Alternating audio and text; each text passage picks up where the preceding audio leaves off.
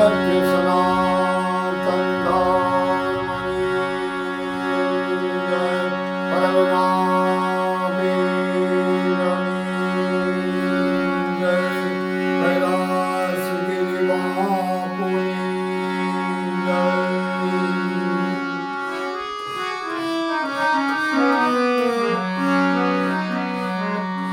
તો આવ્યો પણ જાણો નહીં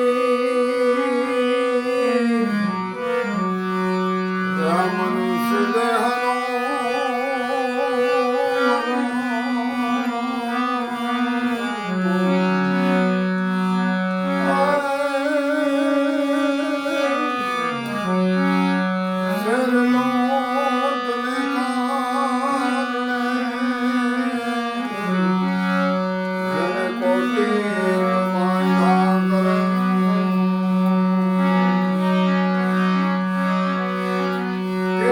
તમારે દેવડે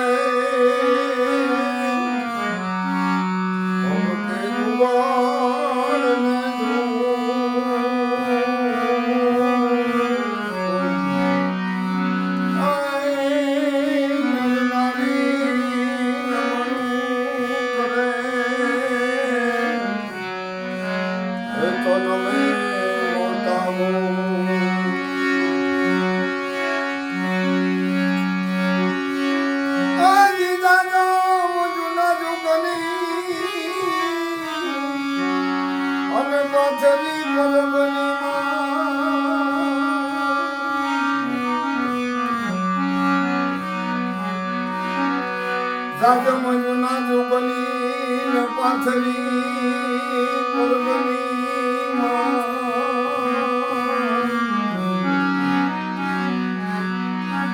સાતમે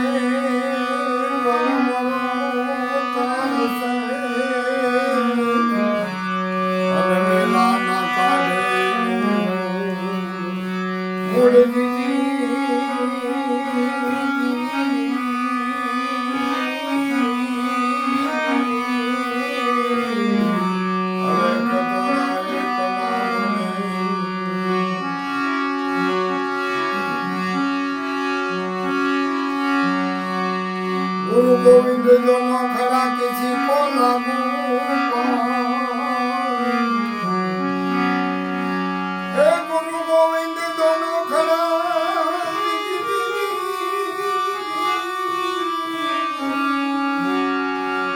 કિસી કો લાગુ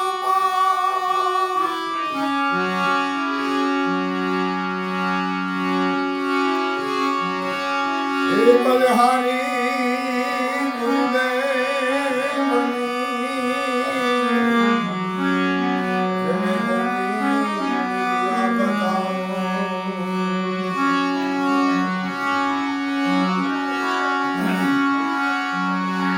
એક દિવસનો સમય છે અને જાડેજા જમવા આવે છે એટલે એની ભાભી મેનું માને છે જાડેજા જમવાનું મોડા આવ્યા એટલે જાડેજા કહે છે ભાભીજી અમે ઠંડી રસોઈ જમવા લાયક રસોઈ નથી ઠંડી રસોઈ જમાઈ છે એટલે એની ભાભી જાડેજાની ભાભી કહેવા લાગ્યા કે જાડેજા ગરમ ગરમ રસોઈ જમવી હોય ને તો તમે પદમની પરણી આવો તો જાડેજા મારીને ઠેબુ મારીને ઊભા થઈ ગયા કે ભાભી હવે પદમની પરણી આવીશ ને પછી કઈ આવીશ બીજે ઊભા રહ્યો દેવજી તમને એનું સરનામું બતાવું સરનામું તમારી પાસે નહીં હોય તો આ લેક્ચર સરનામું બતાવું તો જાડેજા ઊભા રહ્યા જે પદમની પરણી હોય ને તો એ કે સાસરિયા કાંઠી ત્યાં સૌરાષ્ટ્રમાં જાવ કે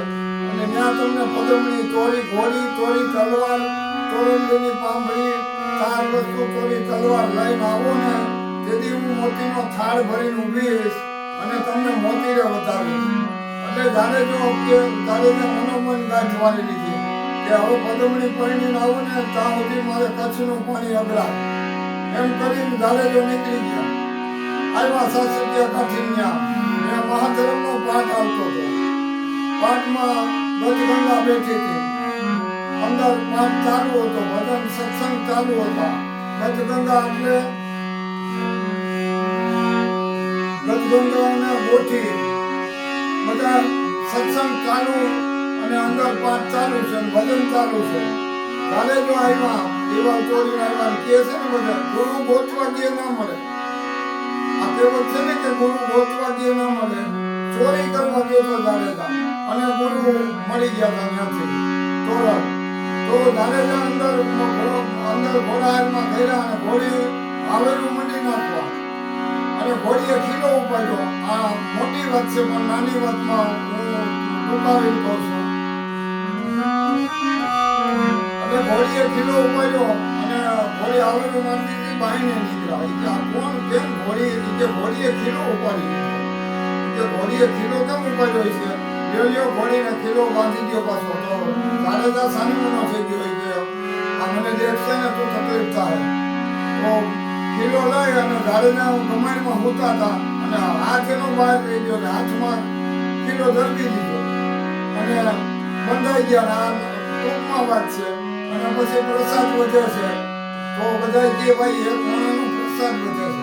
આ કેમ? પહેલા ભજનના નિયમ એવા હતા કે પ્રસાદી હોય ને માણસો હોય એટલી જ પ્રસાદી, જેટલા માણસ હોય ને એટલી જ પ્રસાદી થતી. અને પ્રસાદી વધી તો વારંવાર કહે છે ભાઈ કોઈ છે પ્રસાદ વધે છે. કેમ વધે પ્રસાદ? કોક હોવો જોઈએ. પછી જાડેજાને એમ થયું કે મારો જ પ્રસાદ વધે. એ કે હું અહીંયા છું.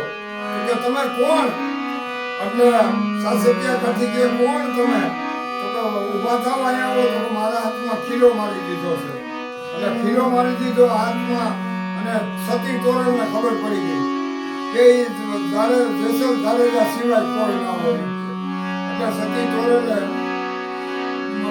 ખબર પડી ગઈ. સતી તોરણ તો જાણતા હતા. પછી ત્યાંથી જાડેજા તોરણ બે નીકળ્યા અને ત્યાંથી હાલતા થયા એટલે વાદ કરતા જાય રસ્તામાં વાત કરે કે તમે જાડેજા કહે છે તોરણને કે તમે કેમ કોઈને હુવા નથી દેતા, રાગડા તમે છો ભજનમાં કોઈને તકલીફ થાય એવું કરો છો.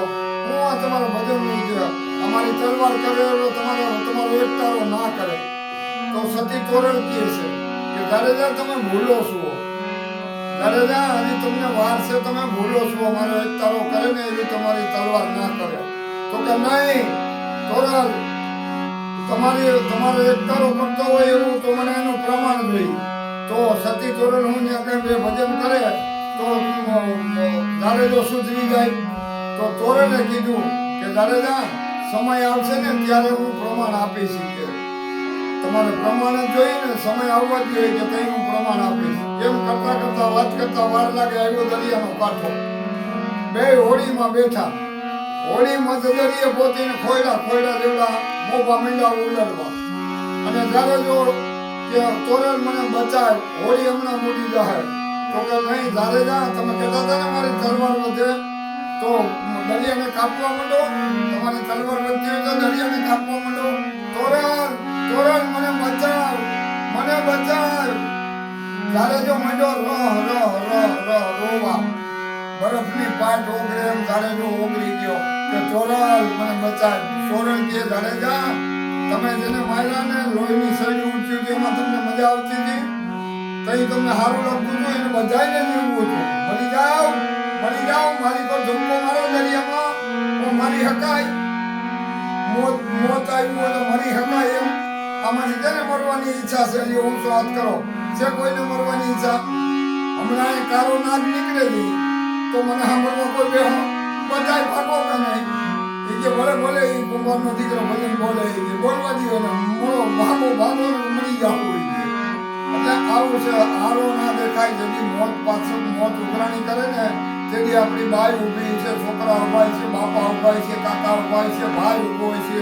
તેથી હારો તમને કે મને કોઈને નહીં દેખાય. તો આ સંતોની વાણી કહે છે ને કે જીવનમાં તમે પ્રભુ ભજન કરતા રહ્યો તો તમારું છેલ્લે મૃત્યુ ટાણે એ કામ આવશે. તમે પૈસા ભેગા કરવામાં જ રહ્યોમાં બરોબર. એટલે જાડેજો કેવા લાગ્યો કે તોરણ મને બચાય, મારે જીવવું છે હજી. એટલે તોરણે કીધું કે જાડેજા તમે ગભરાવમાં, મારો અલેખ તણી હમણાં હોળી કાંઠે પોતાડી દે. અને જાડેજાને એમ થયું કે આ હું કંસનો કાળો નાગ અને મને મોતની બીક લાગે. આ બહેનું એની મોઢાની રેખા બદલતી નથી. આમાં હું એક તારામાં તો બધો બહુ પાવર છે. પણ તઈ જાડેજાએ મનમાં ગાંઠ મારી લીધી કે હવે કાંઠે પહોંચી જાય હોડી તો પછી મારે તલવાર ઉપાડવી નથી અને બાપુ ઉપાડી પણ નથી. જાડેજાએ મનમાં ગાંઠ મારી લીધી અને થોડી વાર લાગે આવ્યો દરિયાનો કિનારો ઉતરા. લાકડી પડે એમ તોરણના પગમાં પડી ગયો. તોરણ મને આ માર્ગ બતાવ. મારે હવે તલવાર નથી ઉપાડવી કોઈ દિવસ. પછી તોરણના લુગડા ધોવા જાડેજો જાય છે. તેની અંજારની બજારમાં જાડેજા ઉપર કેવી વિતાવી હતી અંજારના માણસો. એ જાડેજાનો રુદિયો રૂવે છે. તોરણના લુગડા લઈને જાડેજો નીકળે ને અંજારની બજારમાં તો અંજારવાળાને એવી વિતાવી હતી કે જેને જાડેજાના રુદિયામાં જાડેજાને ખબર છે. તમને મને ખબર ના હોય. અને જો ભાઈ આમાં તો ખોટું આવતું હોય, કાંઈ ખોટું આવતું હોય એ કાઢી નાખજો. આ તો 500 રૂપિયાના ભાવના ઘઉં લીધા હોય અને એમાં કાકરા આવે તો ભેગા દળાવાય નહીં તો દાંત પાડી નાખે. એટલે કાલે સવારે કોઈ કહેતા નહીં બોલો ખોટું બોલતો આમ છે. અને અમુક માણસો તો આમાં અમારી ભૂલ પકડવા જ બેઠા કે આ દીકરો મને કઈ ખોટું બોલે. આ જે જાડેજો તોરણ ને થયા તેની હું નહોતો બરાબર. આ તો બધાય કહે એટલે હું કહું છું. પુરાવો મારી પાસે કાંઈ છે નહીં. તમે કાલે સવારે જો આ જાડેજો આમ કહ્યું તો એનો પુરાવો હું. ભગવાન છે એનો પુરાવો હું. ભગવાન માનો તો છે, ન માનો તો ઈશ્વર નથી. સમજી ગયો? માનો તો પૃથ્વી પર રાયનો દાણો તલ મૂકીને એટલી જગ્યા નથી. અને ન માનો તો કાંઈ નથી. માનો તો બધું છે. એટલે કોઈ અમારી માં પુરાવો માંગો તો પુરાવો નથી.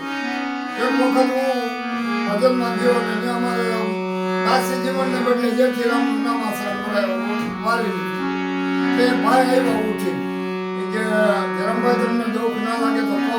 મેં કીધું કયો ને ભાઈ મને હું દુઃખ લાગે. ખોટું ના લાગે તો કહો. કયો કે આ દાસી જીવને ભજન ગાયું છે, જેઠી રામે નથી ગાયું. મેં કીધું તમને દુઃખ ના લાગે તો હું કહું તમને. તો હા કયો. જેઠી રામે નથી ગાયું, દાસી જીવને નથી ગાયું. મેં કીધું ભાઈએ ગાયું છે. અને એને એમ થયું હું સમજણના ઘરમાં તો તું જ નથી. જેઠી રામે ગાયું કે દાસી જીવને ગાયું ભજન હું કહેવા માંગે ઈ તો જો મારા રામ. બીજું તું હું વિચાર. આવા ને આવા સંશોધન કરવા વાળા દુનિયામાં છે. મારા રામ આમાં ક્યાંથી ભગવાનના ભજનમાં બેહે. ભજન કોઈને બેસતું જ નથી. સવારે ભજન બોલતા ને સવારે કે ભાઈ રે ભજન બોલ્યા, ભાઈ રે ભજન બોલ્યા. ઓર બાઈને નીકળી પૂછી તો કેમ કાંઈ યાદ રહ્યું તો કે નહીં હોહરવું ગયું. બસ આ જ વાંધા છે. ભજન ક્યાંય કોઈને આવતું જ નથી. કોઈ ભજનને માનતું જ નથી. સાંભળે એટલી ઘડી ભજન, બાકી હરી ઈચ્છા. એટલે મારા રામ ભજન કરવું ને